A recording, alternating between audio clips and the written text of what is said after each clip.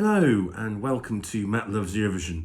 It's my Eurovision 2023 Top 37 countdown. It's place number 19. It's Malta, the Busker, Dance Our Own Party. Please do click on the subscribe button, ring that notification bell and like, share and comment below. And as always, the link to the music video is in the description, as is the link to my blog post on my website. So Malta is one of the smallest countries in the contest, but they have one of the biggest hearts.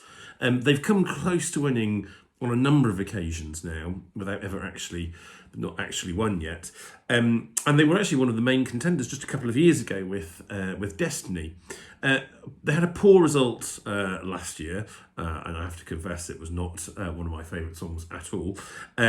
But can they bounce back with their 2023 artists? So three cheeky chaps who make up the Busker, and they will be the first male representatives for Malta since 2014.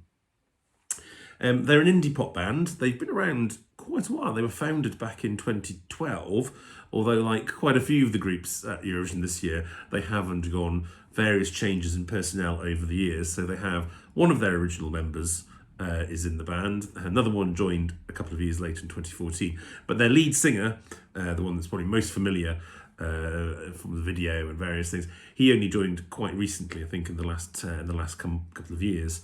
They won, perhaps to some people's surprise, the seemingly interminable Maltese national selection shows. And it's quite a surprise, really, given that they are neither a female solo artist, nor is it sort of a big power ballad, nor is it, unusually, a song written by non-Maltese, i.e. Swedish songwriters. So Dance Our Own Party is very much a homegrown effort, and really quite different to certainly the most sort of, recent Maltese entries. It's a sort of a funk pop song, heavy use of saxophone, dance breaks, and really focus more on kind of fun and dancing than kind of a big vocal performance, which has tended to be the case for Malta in recent years. I think there's something endearingly sort of fun about this, and it feels very authentic. I think it's sort of, rather than manufactured, it feels authentic to the band. When I say manufactured, I think some of those sort of previous Maltese, Maltese entries, some of it you can get a feeling that this is written by a songwriting team and it is intended for Eurovision. Often they're very good songs, but you can tell, or I think almost, that that's been the case. Whereas I think this just feels like a fun, authentic track that's come from them. I think I love the use of the saxophone in it. I know not everyone does like saxophones, but I like the saxophone use in it.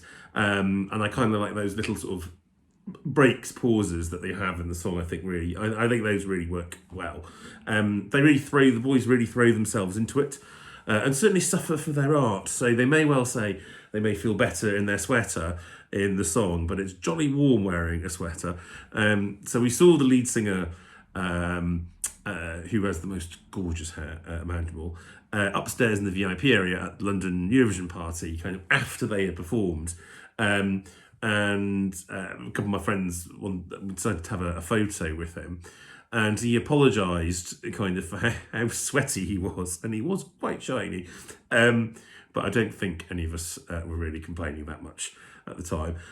We'd also seen all three of them outside the venue earlier on in the day, and they were passing by, and they were all absolutely charming, happy to take photos, chat, do autographs, and looks like they were just enjoying their time in London.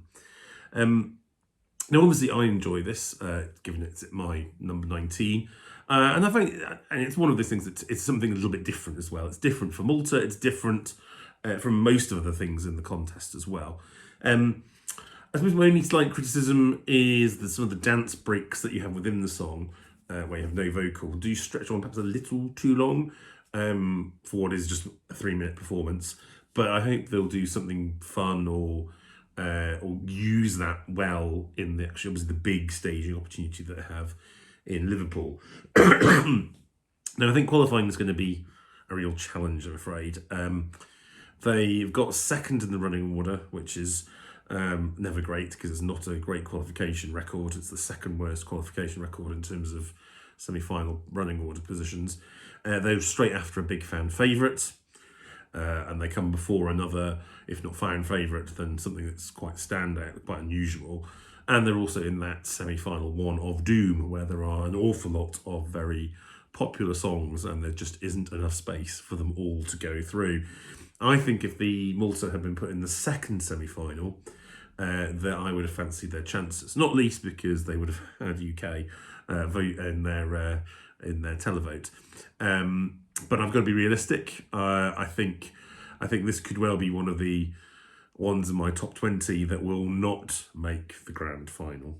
But, you've got to keep your fingers crossed, though. Either way, I'm sure they'll have a lot of fun on their way. Do let me know what you think about the song and what do you think about their chances as well in the comments below. And, of course, join me again soon as we continue with the countdown. Take care.